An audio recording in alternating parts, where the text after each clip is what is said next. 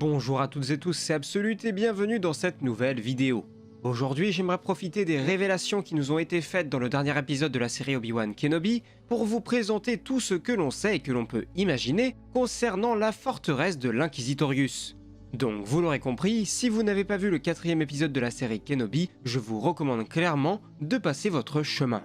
Maintenant que l'avertissement est passé, place à la vidéo. La forteresse de l'Inquisitorius est basée sur la lune Nour du système Mustafar. Elle est donc très proche de l'antre de Dark Vador. Celui-ci étant le leader de l'Inquisitorius, il est normal que leur base d'opération se trouve à proximité de son lieu de résidence, ce qui lui permet de vite venir se rendre sur place lorsqu'il a des comptes à régler, que ce soit avec des Jedi dont il aimerait se charger personnellement, ou bien directement contre les Inquisiteurs qui se montreraient, disons, contre-productifs. A l'origine, leur base se trouvait sur Coruscant, mais elle a ensuite été déplacée dans le plus grand secret suite à la trahison de deux inquisiteurs. Au sein de cette forteresse, nous pouvions retrouver diverses sections plus inquiétantes les unes que les autres. Il y avait par exemple une salle de réunion dans laquelle se réunissaient les différents inquisiteurs pour faire le point sur leurs tracks et leurs cibles. Nous avons également pu remarquer que des sabres laser y étaient exposés, ce qui ne manque pas de nous rappeler l'antre du général Grievous, dans laquelle il exposait ce qu'il appelait ses trophées. Il s'agissait surtout de tresses de Padawan Jedi ou de sabres laser qu'il avait récupérés sur des Jedi qu'il avait assassinés. Il y avait bien évidemment un niveau de détention avec plusieurs dizaines de cellules hautement sécurisées. Celles-ci étaient notamment conçues pour accueillir des Jedi ou tout du moins des êtres sensibles à la force. Ceux-ci étaient généralement conduits ensuite dans la chambre d'interrogatoire. Le but était d'y briser leur volonté, que ce soit par la violence, la brutalité ou la manipulation, afin de faire d'eux les nouveaux inquisiteurs. C'est notamment ce qu'il est arrivé à Trilla Suduri. On peut dire que c'est dans cette pièce que les Jedi mouraient et que pour certains seulement, ils renaissaient en inquisiteurs. Dans l'épisode 4 de la série Obi-Wan Kenobi, nous avons pu découvrir une nouvelle pièce.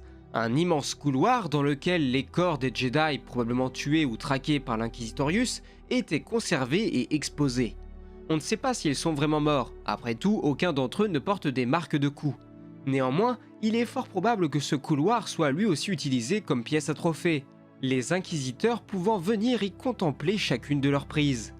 Il ne semble pas incohérent non plus d'imaginer que les Jedi capturés par les Inquisiteurs soient forcés de traverser ce couloir avant d'arriver à la chambre d'interrogatoire, ce qui aurait pour conséquence de grandement les affaiblir psychologiquement, étant donné qu'il doit être particulièrement difficile pour eux de faire face à un spectacle aussi morbide, sans compter qu'ils reconnaîtront possiblement certains de leurs anciens camarades. Au moment où Obi-Wan le traverse, nous avons l'assurance de reconnaître au moins deux d'entre eux, Coleman Cage et Terra Sinube. À notre connaissance, seule Sereh Junda est parvenue à fuir la forteresse, en grande partie grâce à l'énergie tirée du côté obscur.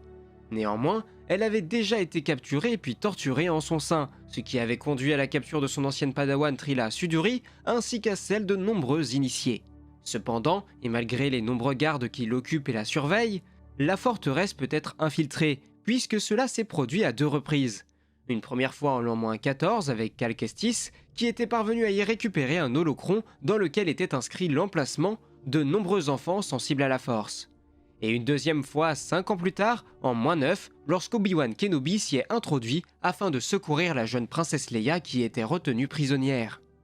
Concernant sa création et son style, le design de la forteresse est celui qui a le plus évolué au fur et à mesure du développement de Fallen Order.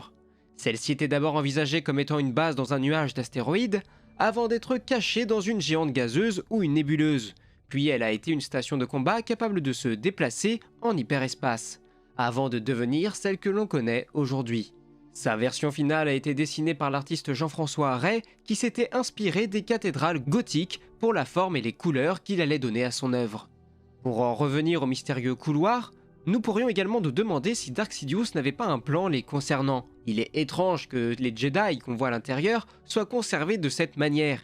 Il est aussi intriguant de voir que de nombreux initiés, ou d'enfants sensibles à la force tout simplement, ont été capturés par les Inquisiteurs. Malheureusement, nous en ignorons encore la raison, même s'il est fort probable que ceux-ci aient été entraînés et que les meilleurs soient devenus des Inquisiteurs. Cependant, je ne peux pas m'empêcher de penser que l'empereur aurait pu avoir un autre plan secret d'une plus grande importance encore, qui nécessiterait qu'on lui envoie énormément d'enfants sensibles à la force. Ça serait probablement là une histoire extrêmement intéressante à nous raconter. Mais sur ce, voilà ce qu'il en est concernant cette nouvelle vidéo qui, je l'espère, vous aura plu. Je vous rappelle que vous pouvez soutenir la chaîne de différentes manières, que ce soit en me faisant un don sur Utip ou en rejoignant la chaîne.